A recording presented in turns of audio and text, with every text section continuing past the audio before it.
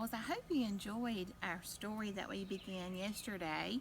The title was Make Way for Ducklings by Robert McCloskey.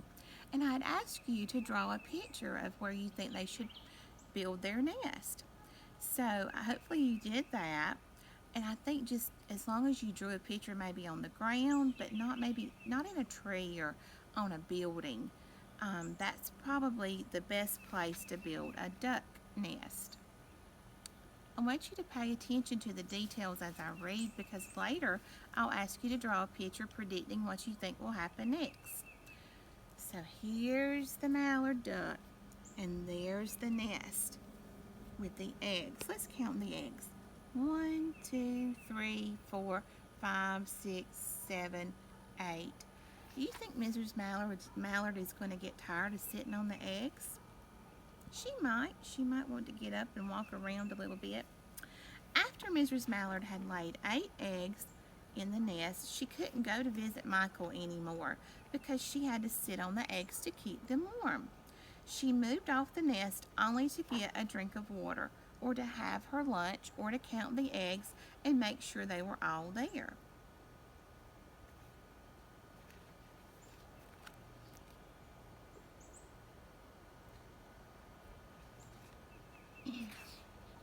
One day, the ducklings hatched out. First came Jack, then Cack, and then Lack, then Mack, and Knack, and Whack, and Pack, and Quack. Mr. and Mrs. Mallard were bursting with pride. It was a great responsibility taking care of so many ducklings, and it kept them very busy. Now, notice their names. Listen to the words Jack, Cack, Lack, Mack, Knack, Quack, Pack, Whack. What do you notice about those words? You got it. They rhyme. So if they had to think of another name for another duckling, what do you think they should all end in? That's right. A-C-K. Ack. Those are rhyming words. One day, Mr. Mallard decided he'd like to take a trip to see what the rest of the river was like further on. So off he set. I'll meet you in a week in the public garden, he quacked over his shoulder. Take good care of the ducklings. Don't you worry, said Mrs. Mallard. I know all about bringing up children. And she did. Why do you think that Mr. Mallard is going on a trip? What do you think he will see? She taught them how to swim and dive. Do you think it would be easy to teach a baby duckling how to swim? How do you think their feet helps them? That's right, it's kind of like a paddle. She taught them to walk in a line, just like we do at school. Oh, I miss you being at school. She taught them to come when they were called and to keep a safe distance from bikes and scooters and other things with wheels.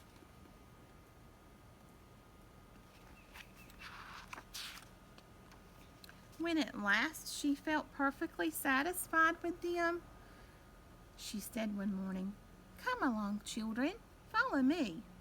Before you could wink an eyelash, Jack, Cack, Lack, Mack, Knack, Whack, Pack, and Quack fell into line just as they had been taught.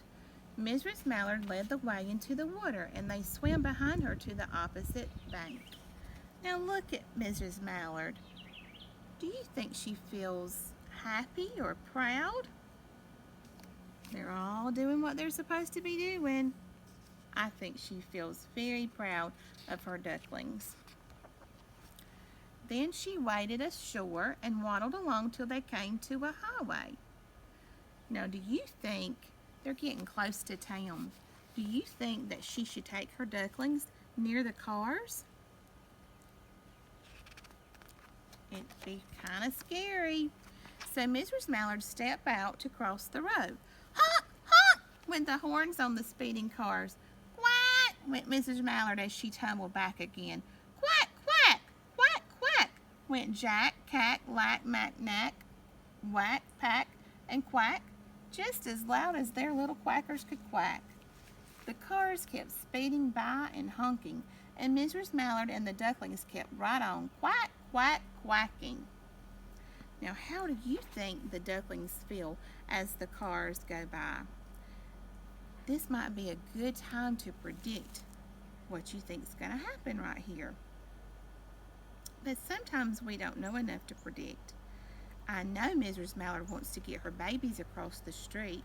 I know how dangerous the cars are for ducklings. I would like to predict that they'll get across, but I'm not sure that they will. What about you? Do you think they will be able to get across the street?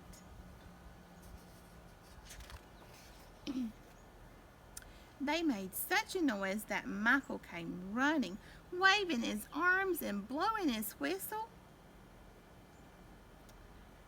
I hope you've enjoyed the second day of our story.